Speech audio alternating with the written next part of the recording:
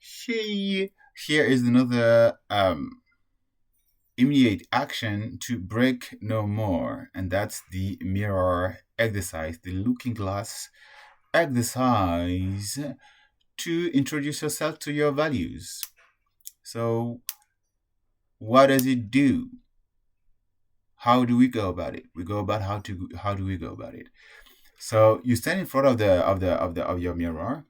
You can as well like take the selfie app, right?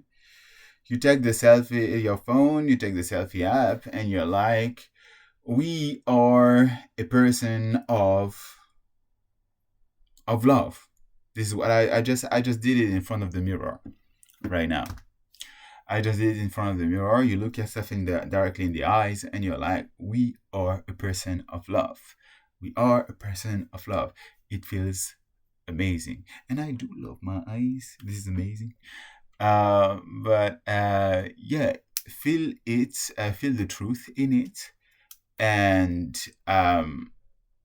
perhaps you don't feel it. That's okay. You just need to affirm it, and more. And the more you're gonna affirm it, the more you're gonna find proof that it's actually the case. Because like sometimes when it's a stranger notion, we just aren't used to see it happening. It's like love.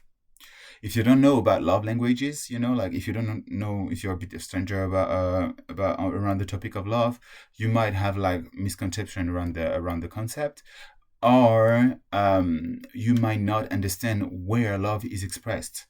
Like, and once you focus on it, you're like, oh, actually, this is the equivalent of love language. This is the equivalent of love.